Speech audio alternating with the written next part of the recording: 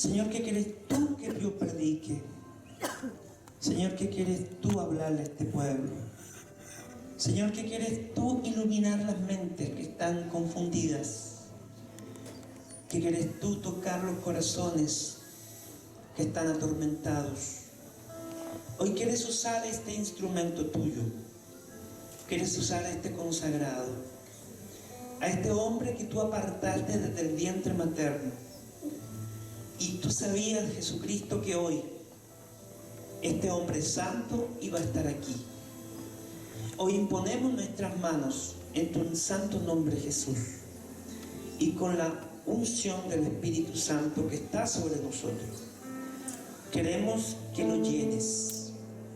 Llénalo de sabiduría, llénalo de pedagogía, ilumina todo lo que Él ha trabajado y ha orado para este encuentro. Que sea lo que tú quieres para este pueblo que tú has seleccionado en este día. Y a ti, María Santísima, te pedimos que completes nuestra oración por todo lo que no sabemos pedir y no conocemos de las necesidades de nuestro hermano. Padre, todo esto te lo pedimos en el nombre poderoso de Jesús de Nazaret, por la poderosa intercesión del Inmaculado Corazón de María. Amén. Amén. Amén. Bien. Muy buenos días. ¿Cómo estamos?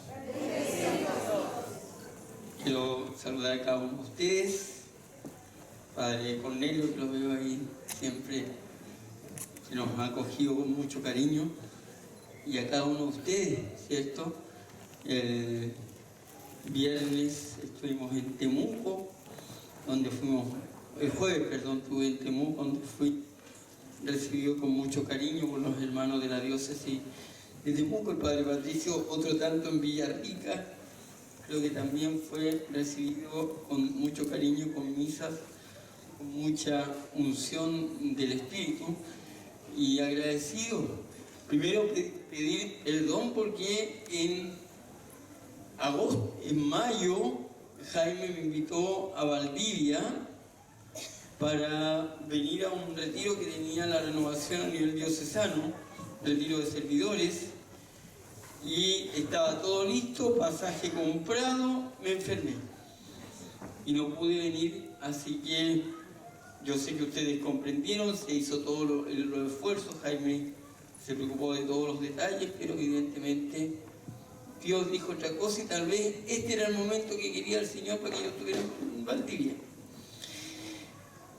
Soy el Padre Osvaldo de La Serena, tengo 7 años de sacerdote, cumplido hace poco, a punto de cumplir los 40 años, y caminando en la renovación, yo diría desde el año 2007, más o menos que estoy, del año 2007 que estoy más o menos en este camino. Previo a esto, un periodo de formación y de crecimiento en el espíritu y de conversión en el espíritu que fue muy duro, porque en el seminario nosotros nos forman muy bien la parte intelectual y todo lo que tenía en mi cabeza no bajaba al corazón.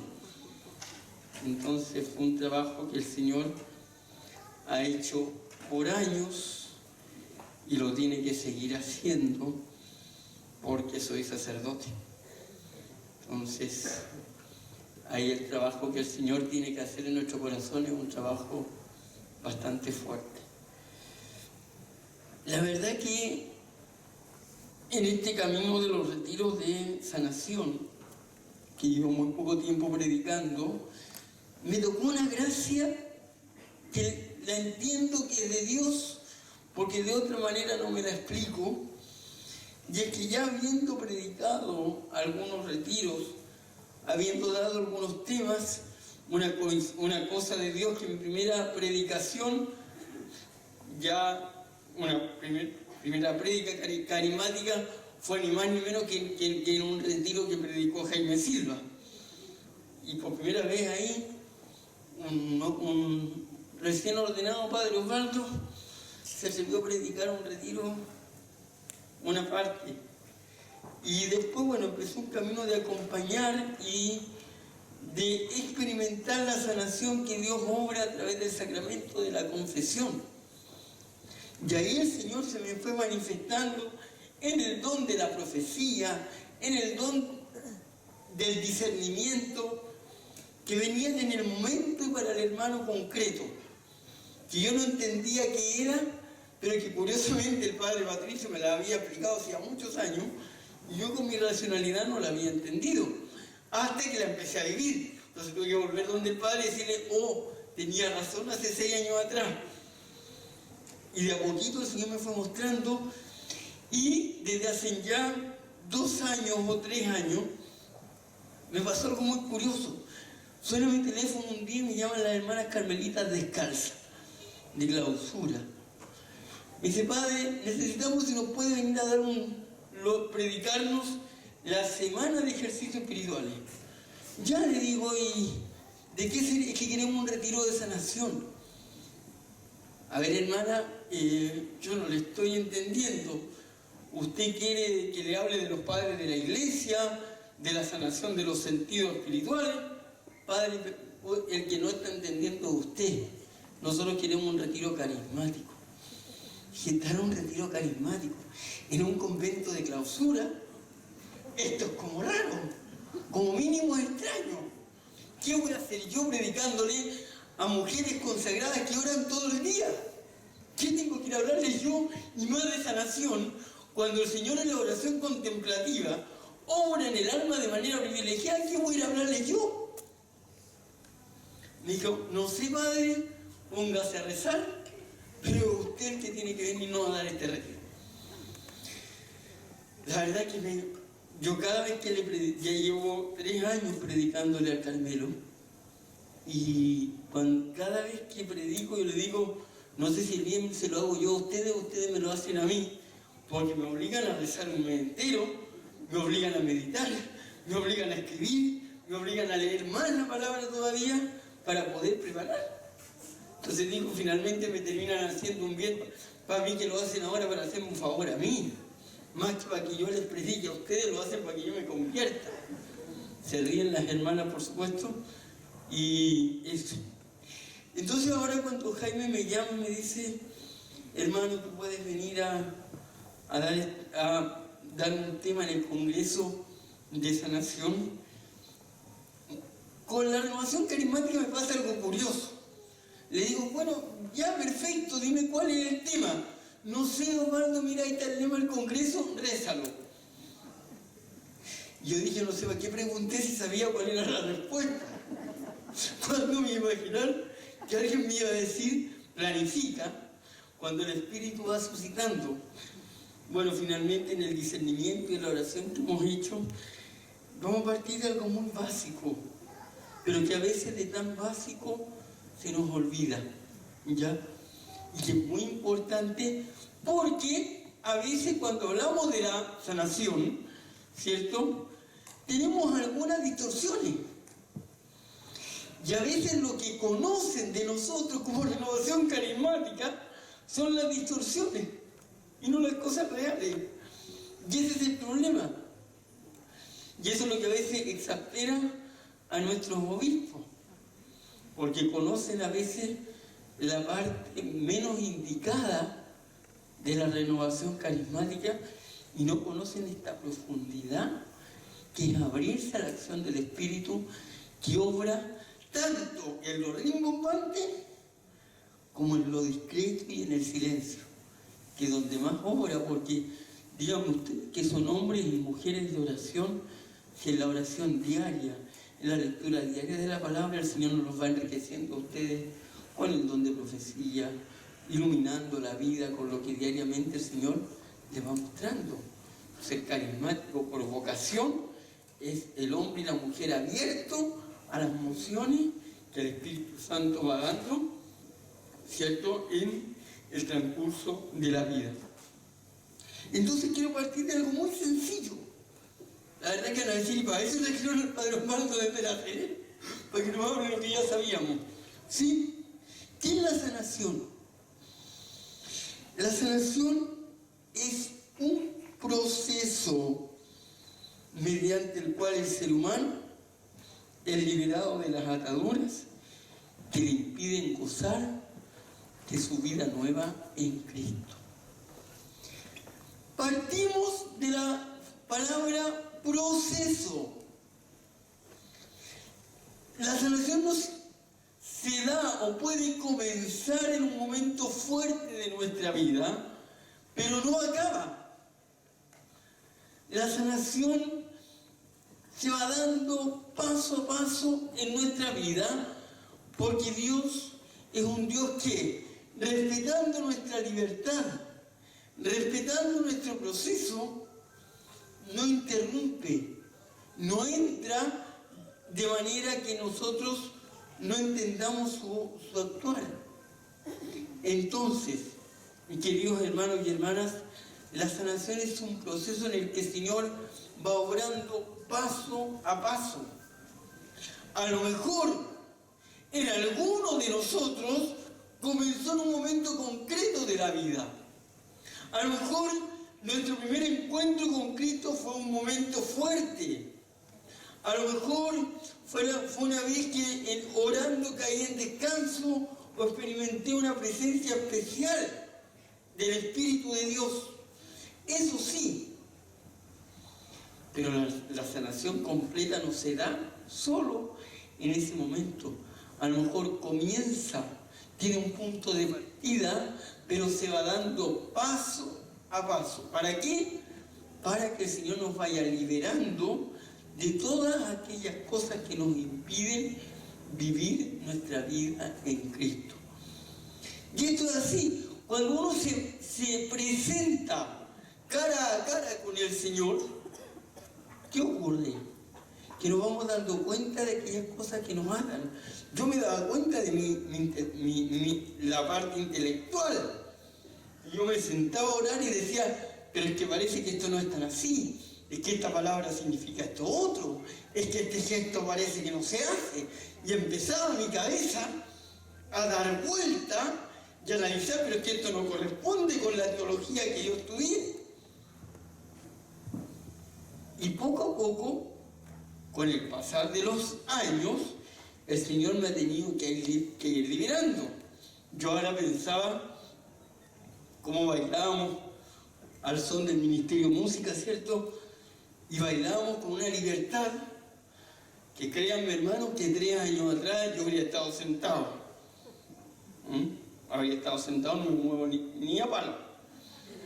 Ya, soy sacerdote, tengo que ser serio, ¿cómo voy a estar bailando?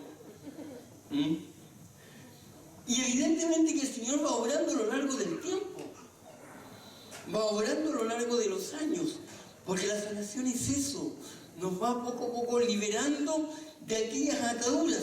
Y así como algunos a lo mejor la atadura principal puede estar en nuestra mente, para otro la atadura puede estar en el cuerpo, para otro puede estar en la vida familiar, para otro puede estar, qué sé yo, en algún vicio que descubrimos, en alguna de nuestras tendencias, en alguno de nuestros impulsos, en nuestros caracteres, en fin. Cada uno va descubriendo cuáles son esas ataduras y el Espíritu va obrando para que podamos vivir esa vida nueva en Cristo. Es indispensable reconocer para ello cómo somos los seres humanos, cómo somos como seres integrales. Primero, el ser humano es cuerpo, alma y espíritu. Esto ya lo sabemos también, no estoy diciendo nada nuevo. El cuerpo contiene los sentidos que nos permiten la relación con el mundo y con los demás. Y esto no es solamente nuestro, sino que los grandes maestros espirituales hablan de la necesidad de sanar nuestros sentidos. La sanación de los sentidos, de la vista, del oído, del gusto, del tacto. Hoy día, mis queridos hermanos, esto es más fuerte que nunca, esta necesidad de sanar los sentidos, porque muchas veces vemos lo que no tenemos que ver. Escuchamos lo que no tenemos que escuchar. Pongo un ejemplo bien práctico del ver y el oír. Ver y oír, que diga al revés. El ver y el oír. ¿Cuántos de ustedes ven Morandé con compañía? ¿Ven?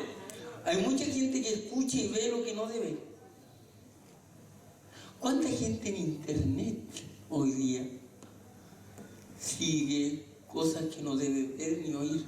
¿Cuántos son asiduos a la farándula, a los reality? Entonces vemos y oímos una serie de cosas que no debemos ver y no debemos oír, porque lo que hacen es contaminar.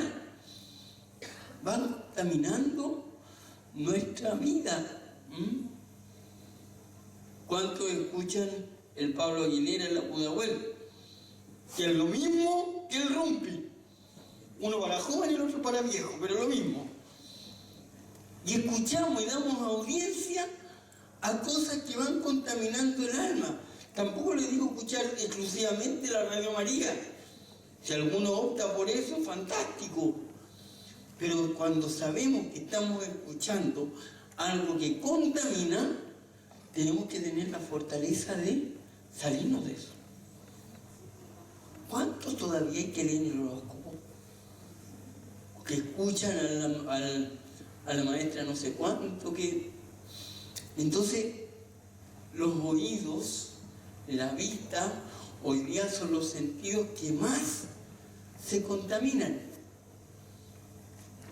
El gusto, la gula, el tacto.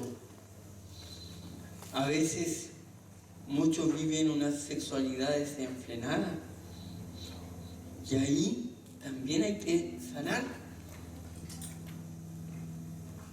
Entonces, el cuerpo nos permite el contacto con el mundo que nos rodea, pero ese contacto tiene que ser saludable para el alma, tiene que ser sano. Después, para ello, desde antiguo, a lo mejor los más mayores se acordarán que se hablaba de la virtud de la templanza. O lo digo con otro lenguaje, la formación de hábitos. ¿Se acuerdan? Que se hablaba de la formación de hábitos.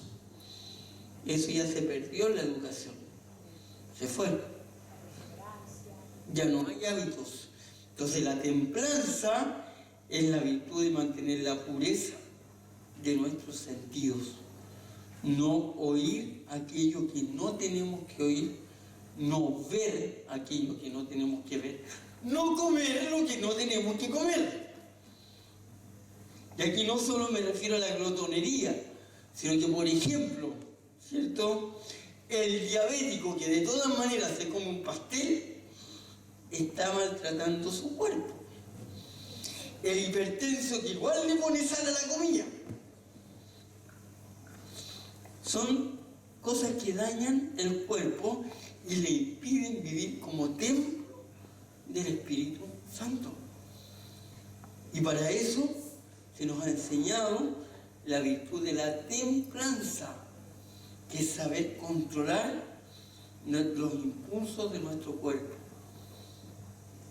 Después, el ser humano es alma, y a eso se refiere las funciones psicológicas del ser humano, la forma de entendernos a nosotros mismos, la forma de entender a los demás, la forma de entender la vida.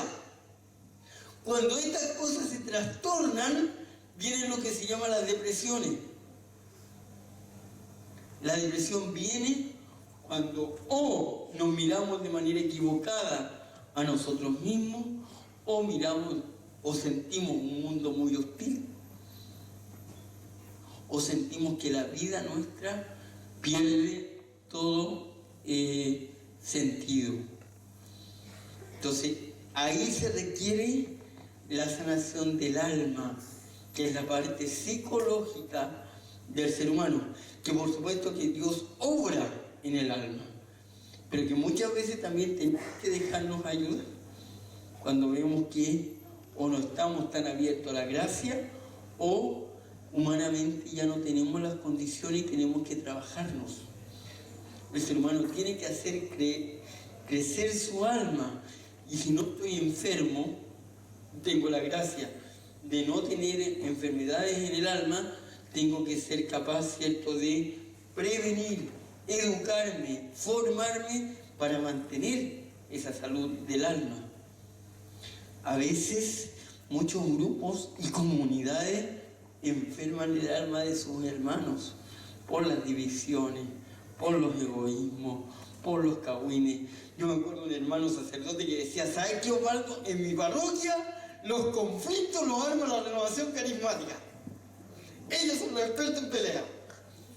Ellos son los que me dividen la gente aquí. Qué terrible escuchar a un sacerdote que se queje de eso, cuando se supone que debería decir: en mi parroquia los expertos en unir son los carismáticos, porque son los que adoran al Espíritu Santo. Ellos son los especialistas en generar la unidad, y muchas veces todo lo contrario. Entonces la persona se deprime porque no se siente querida en el grupo, se deprime porque se siente atacada, se deprime porque se siente criticada continuamente. A veces el hermano que es continuamente el que encuentra todo malo, o que siempre anda encontrando el puntito que no va a resultar. Yo creo que aquí en los grupos nuestros no hay, ¿cierto? Eso pasa en el norte nomás. Aquí en el sur no ocurre. Pero yo lo digo por los grupos del norte. Allá en los grupos del norte pasa que está el hermano que siempre pone el punto negativo. Ahí hay una enfermedad del alma. Hay una imposibilidad de valorar lo bueno. Y eso requiere sanación. El ser humano también es espíritu. Y al hablar de espíritu, ¿cierto? Hablamos, ¿cierto?, de esa facultad que nos permite la relación con Dios. Vamos a ver.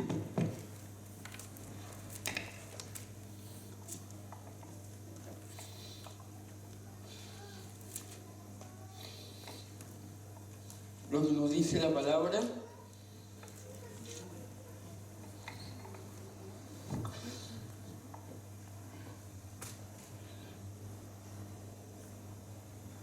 El Espíritu asegura a nuestro espíritu que somos hijos de Dios.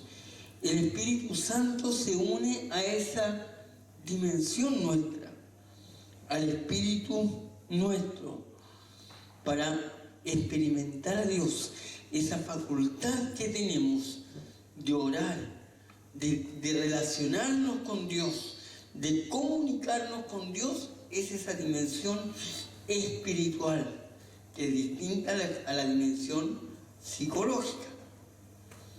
A veces confundimos alma con espíritu y no es lo mismo. En el alma están las funciones psicológicas, en el espíritu está la dimensión, que le llamamos espiritual, que es esa capacidad y forma que tenemos de relacionarnos con Dios. Y aquí, en este sentido, muchas veces el ser humano debe, en esta facultad espiritual, muchas veces esta facultad espiritual se enferma, por ejemplo, cuando se trastorna nuestra imagen de Dios, nuestra experiencia de Dios. A veces o creemos o nos hacemos un Dios a nuestra manera, que creemos que podemos manejarlo a nuestro antojo, y forzamos a Dios como que tiene que provocar algo, Si no decimos, no, que Dios no estuvo. Es que a veces nos pasa. No se parece que el Señor no se manifestó nada. Entonces, importante ver qué experiencia tengo de Dios. Algunos, por herencia, fueron criados con un Dios castigador. La otra vez me decía un hermano, bueno, padre, Dios querrá que yo esté sufriendo todo esto. Yo no creo. Yo no creo que te esté sufriendo esta enfermedad tan grave. Porque si fuera así, no podríamos hablar de un Dios amor. Dios lo que quiere es sanarte. Dios lo que quiere es estar contigo. Dios lo que quiere es ayudarte a llevar esa cruz. Mire, lo voy a contar más adelante, pero lo adelanto ahora. Hace un año atrás me tocó un padre de familia que intempestivamente perdió a su hijo de 18 años. Fue una fiesta, le vino un ataque al corazón y murió. De un minuto a otro. El niño tenía un futuro prominente en la universidad, estaba todo listo para poder entrar a un niño deportista, muy sano. Y bueno, lo que implica el dolor de un padre que pierde un hijo. Voy a la casa, hago una oración y me vengo con él a solas y me dice, padre, ¿le puedo hacer una pregunta? Mire, se lo digo así sinceramente, ¿por qué Dios fue tan desgraciado? Este es un Dios canalla, un Dios que no debe ser papá, porque ¿cómo se le ocurre quitarme mi hijo? ¿Qué clase de padre es? ¿O él no siente como padre? A mí me impactó esa pregunta, porque son estas preguntas que a veces, por mucha teología que uno tenga en el cuerpo, no sabe cómo contestar. Ahí cuando entendí que la teología me servía de bien poco. Entonces, le pedí en ese momento al Espíritu Santo que me suscitara una respuesta. Y miren lo que me suscitó el Espíritu. Le dije, ¿sabe, Señor?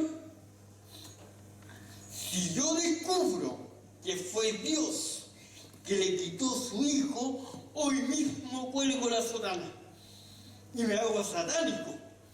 No solamente ateo, me hago satánico porque me pongo contra ese Dios que le quitó a usted a su hijo. Le juro. Pero ¿quiere que le diga la verdad? Estoy seguro que no fue él. Fue solo la fragilidad humana.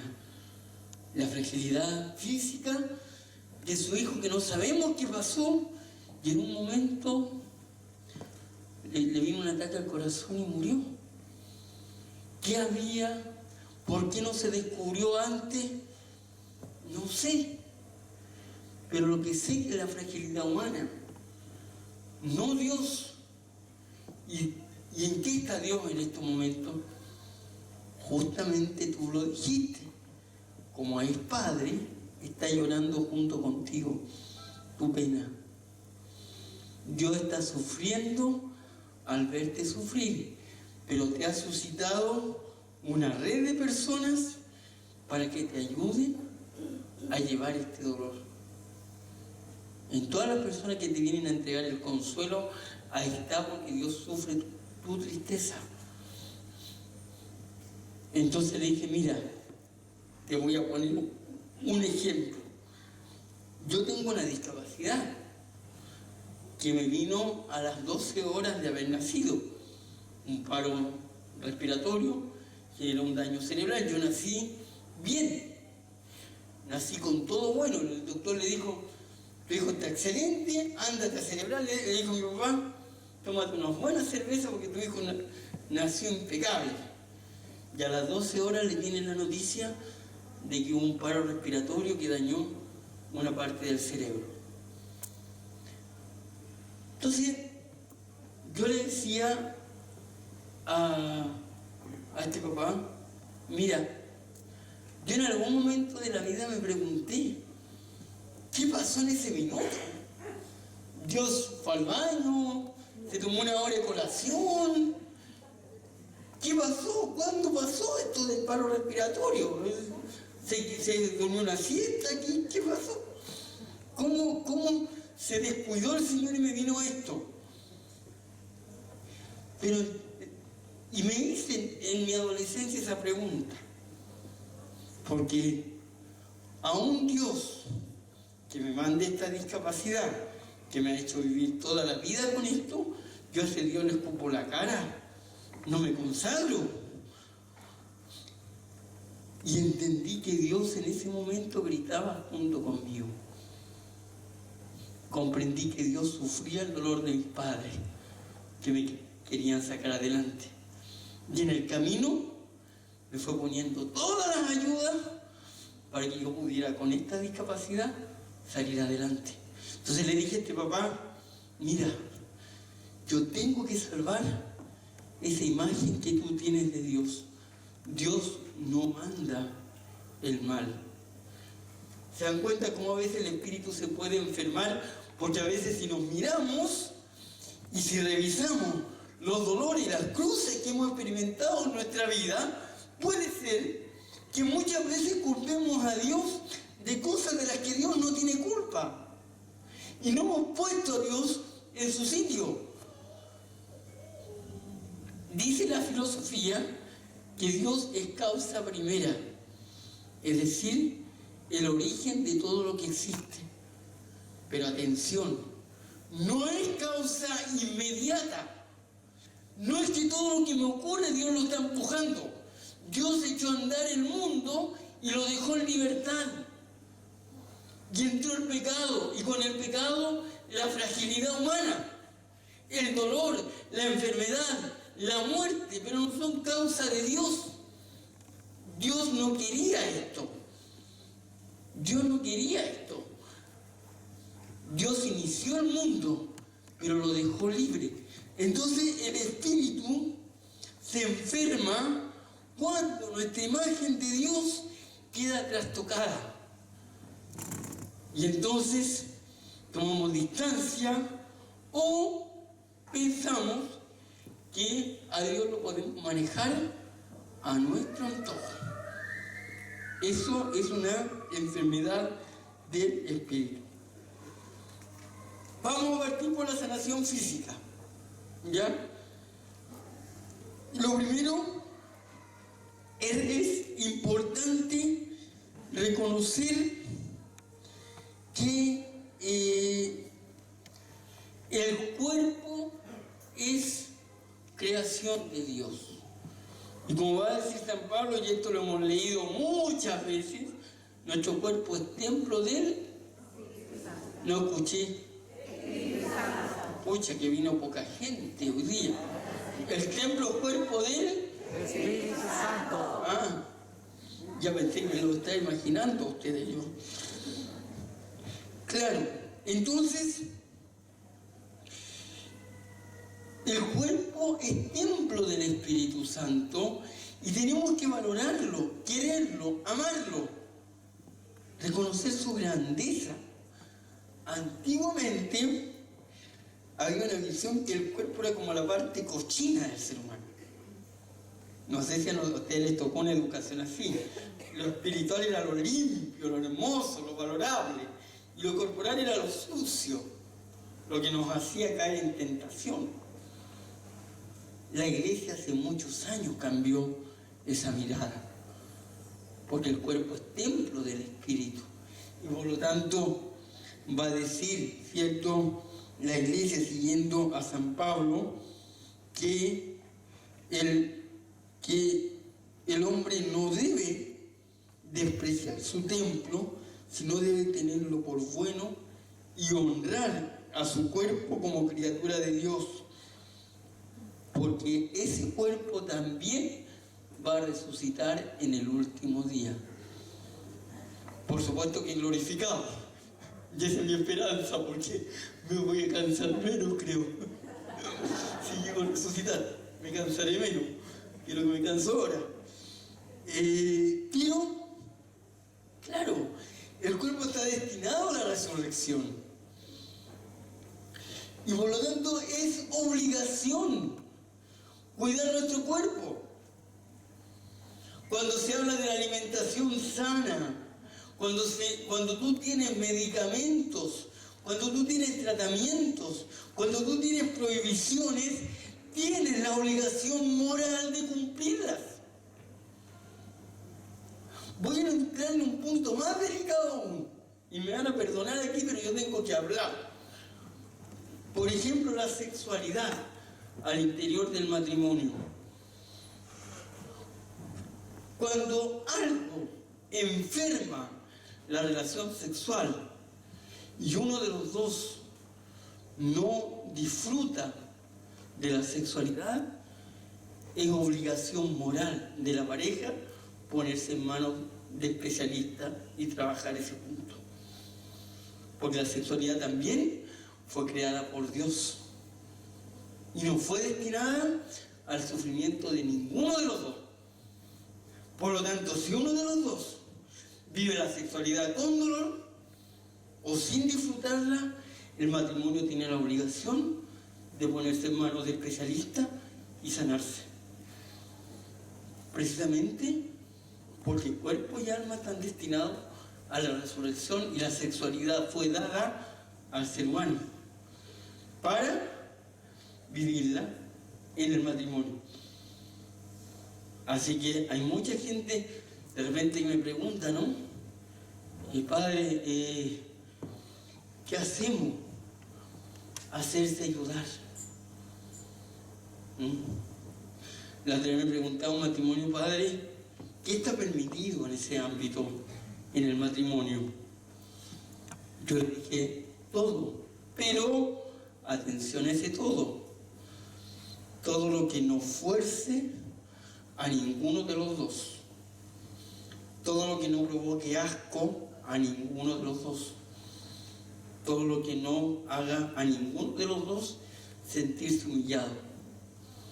En ese sentido, al interior de un matrimonio, todo está permitido, pero con esos límites. Entonces el cuerpo tiene que ser considerado, porque el cuerpo con todas sus funciones es creado por Dios. Y queridos hermanos, que a veces desconocemos esta parte y no nos hacemos acompañar, y muchas veces nuestro cuerpo se va deteriorando.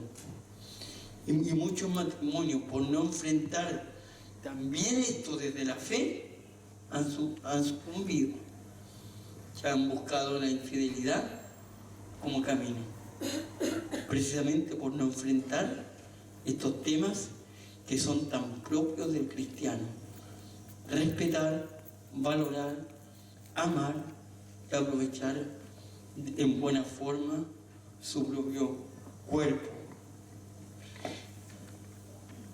El cuerpo está también destinado a la resurrección. Dice, si el espíritu de aquel que resucitó a Jesús de entre los muertos habita en vosotros, el que resucitó a Cristo Jesús de entre los muertos dará vida a sus cuerpos mortales por virtud de su espíritu que habita en ustedes. El cuerpo está destinado a la resurrección. Jesucristo sana el cuerpo.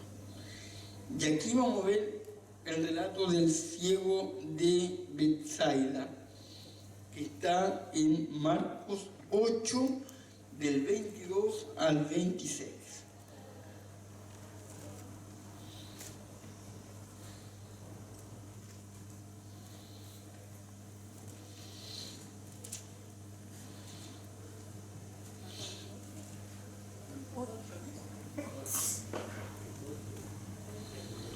Dice, cuando llegaron a Betsaida le trajeron un ciego y le pidieron que lo tocara. Jesús tomó al ciego de la mano, lo llevó fuera del pueblo. Después le mojó los ojos con saliva, le impuso las manos y le preguntó, ¿ves algo? El ciego, que empezaba a ver, dijo, veo como árboles, pero deben ser gente porque se mueven. Jesús le puso nuevamente las manos en los ojos y el hombre se encontró con buena vista. Se recuperó plenamente y podía ver todo con claridad. Palabra de Dios. Lo primero que hay que tener en cuenta es que Jesucristo vino a curar no enfermedades, sino a enfermos. ¿Qué quiere decir esto? Que cuando el Señor sana a la persona en su situación, en su contexto y de acuerdo a su necesidad. Fíjense que hay un santo de los hermanos de la Salle, el santo hermano Miguel, un santo de los hermanos de las escuelas cristianas. Y en uno de sus libros, el santo hermano Miguel decía, él era discapacitado, y decía, yo nunca le he pedido al Señor que me sane los pies, porque no se necesita tener buenos pies para amar a Dios. Esa frase siempre me hizo mucho sentido, ¿no? ¿Qué es lo que necesitamos para vivir nuestra vida nueva en Cristo? ¿Ya? ¿Qué es lo que necesitamos para vivir en Cristo? Y desde ahí, ese es el criterio con el que reconocer qué sanación necesitamos. A lo mejor, voy a poner un ejemplo burdo, pero no necesitamos correr más rápido. Yo escribo a mano con una letra así de grande y me cuesta mucho, pero no me voy a desgastar pidiéndole al Señor que me cure eso. Si Él lo quiere hacer, fantástico, pero si no, Mani, porque para predicar no necesito escribir a mano. Gracias a Dios en la misa no se escribe a mano, así que, porque si no, no entendería nadie nada. Pero como no tengo que escribir en una pizarra durante la misa, no me interesa. Así de simple. Él sabrá qué me da. ¿Y qué es lo que me dio el Señor en la parte física? Amor. El amor, la posibilidad de hablar, de discernir y predicar. Y algo físico me dio, fíjense, que es muy curioso. A mí me tomó años, claro, me tomó años poder preparar el cáliz. Años. Cuando no tengo acólito, me toca preparar a mí el cáliz. Pero eso me tomó años. Entonces yo le dije, Señor, si tú quieres que sea cura, arréglatela. Claro. O me pone toda la vida alguien que me arregle el cáliz, o me ayudas a hacerlo yo. Pero eso es decisión tuya. Y si mis manos van a ser un obstáculo para ser sacerdote, sácame de este camino y me dedicaré a hablar más de ti, como el ministerio hermoso que tiene nuestro hermano Jaime, la predicación. Entonces, queda en tus manos esto.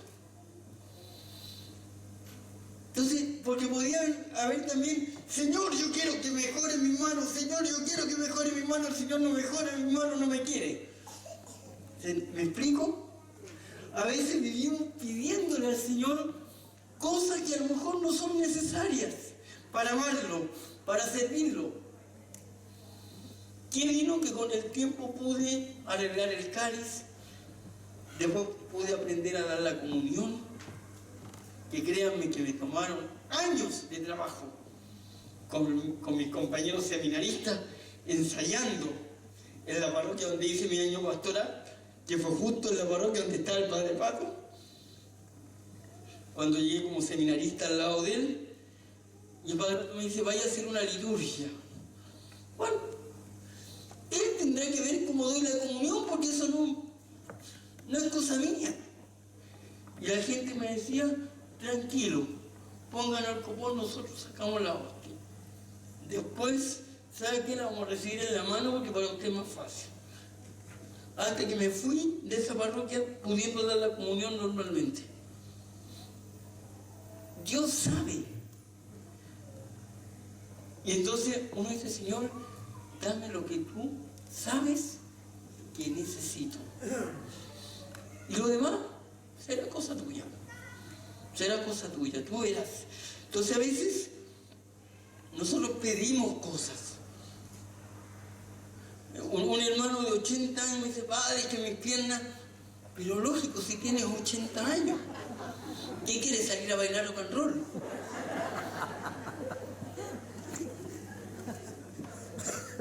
¿Me explico?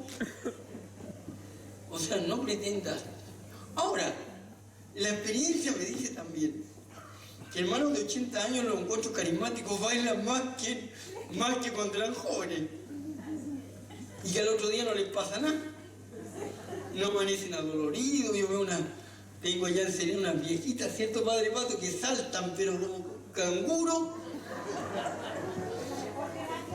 Y al otro día amanecen como tuna.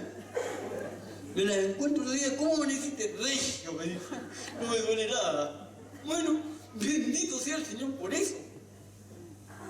Pero uno tiene que ser muy consciente de quién es, de cómo es, de la etapa de vida en la que está viviendo y no cargar al Señor con cosas que no sé si tiene la obligación de dártela y que son propias de la fragilidad de tu cuerpo. Veamos qué ocurrió con este ciego. Primero, para la curación física de este ciego, intercede la comunidad. Lo que tantas veces nos pasa, ¿no? En estas cadenas de oración, en esta intercesión que hacemos por tantos hermanos que viven enfermedades, aquí es la comunidad la que le lleva a este ciego a Jesús y le pide que lo sane. Segundo, bueno, esto es importante, ¿ah? A veces, si bien tenemos la costumbre de interceder, muchas veces intercedemos mucho por gente de afuera y no por nuestros propios hermanos de comunidad. A veces se nos aleja un hermanito y no sabemos por qué se nos alejó, y a veces es fruto de una enfermedad. Mis queridos hermanos, a veces somos demasiado descariñados con los nuestros. Y qué importante reconocer, ¿cierto? Y poder servir al hermano haciendo lo que hicieron esta comunidad, de tomar al ciego y llevárselo a Jesús para que Él lo sanara. ¿Qué hace Jesús?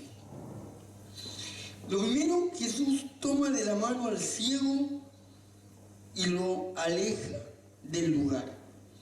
Con esa mano que le toma Jesús, el ciego pedía limosna y muchas veces quedó con la mano estirada. Muchas veces. Entonces, esto de, ¿cierto?, tomar.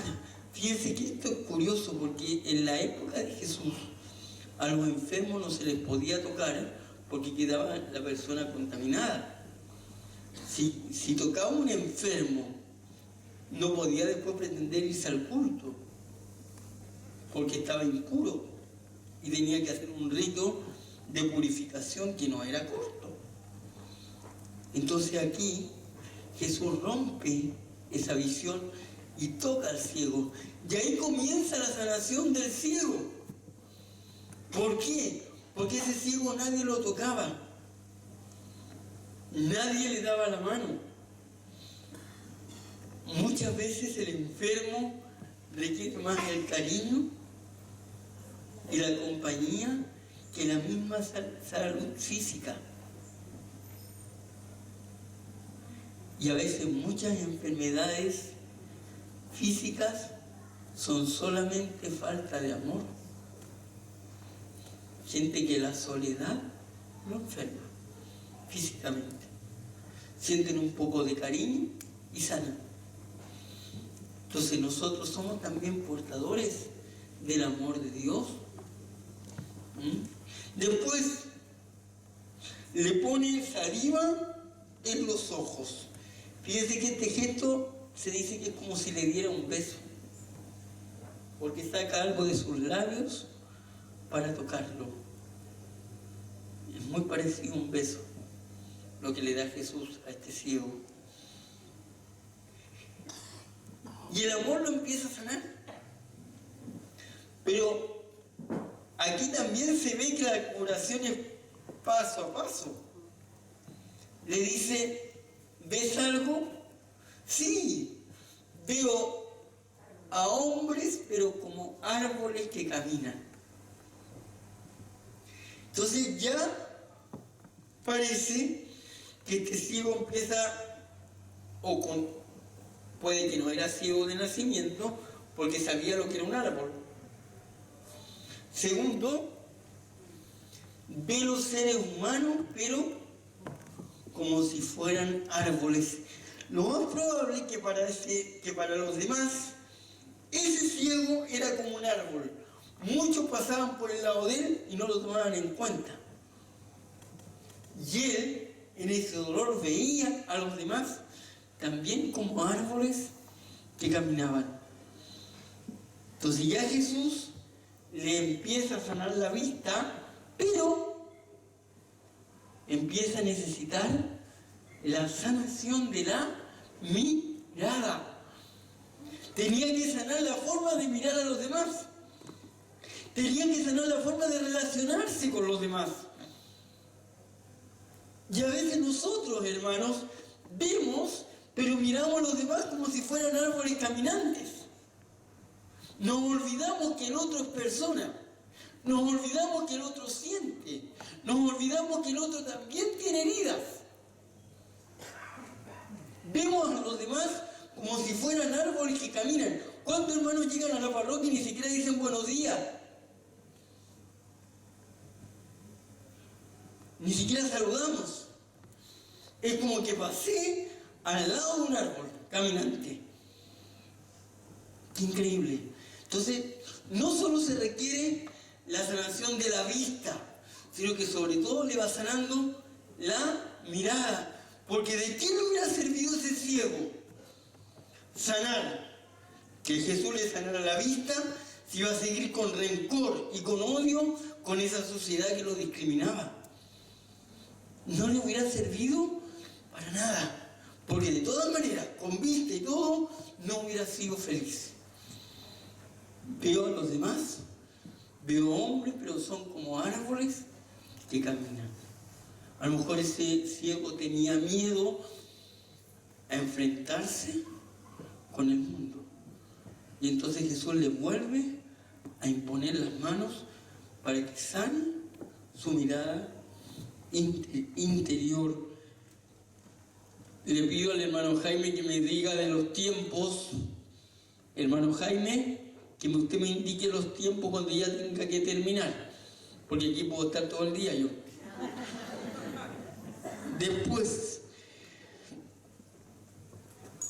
al imponerle la mano sobre los ojos, Jesús ama a este hombre con su ceguera. Y a veces eso también nos cuesta. Cuando no estamos sanos, no amamos a los demás con sus debilidades. No amamos al otro con su mal carácter. El amor, en su dimensión más profunda, es la aceptación del otro tal como es. Sabiendo que estamos en camino de crecimiento todos, porque también tenemos el otro extremo, ¿no? El que dice yo soy así y me tienen que aceptar como soy y punto. Eso es falta de fe. Eso es lo mismo que decir la conversión no existe, hermano, y el Espíritu Santo no va a obrar nada más nuevo en mí. Así los que dicen, aquí en mi casa las cosas se hacen como yo digo y me aceptan como soy y punto, están diciendo eso. El Espíritu Santo no obra en mí y no puede cambiarme en nada. Estamos ya en la hora, ¿ve? Será bueno pregunta. Después, entonces, amar al otro con su ceguera. Amar al otro con su mudez, amar al otro con su mal carácter, lo que no significa que el otro tenga que dar pasos de crecimiento. Y finalmente comienza a ver perfectamente. Cuando es amado con su ceguera, este ciego comienza a ver y se le sana la mirada. Queridos hermanos, hemos tocado en este minuto la sanación física. De lo que experimento, que las prédicas que me quedan, vamos a hablar de las otras dimensiones de la sanación. ¿En qué consiste la sanación espiritual? ¿Y en qué consiste la sanación psicológica? Porque si nos centramos solo en la sanación física, limitamos la acción de Dios. Yo un poquito he tratado de redondear, ¿no? Pero una cosa es la sanación del cuerpo, del oído. Otra cosa es que nos sane la audición. Una cosa es sanar la vista, otra es sanar la mirada. Una cosa es sanar el habla y otra cosa es sanar el lenguaje que usamos para hablar con los hermanos. Ahí se van integrando la sanación física y la sanación psicológica. Amén. Amén. Al Señor todo honor y toda gloria por los siglos de los siglos. Amén. Nos hicimos un cantito para cerrar este momento. Muchas gracias al servicio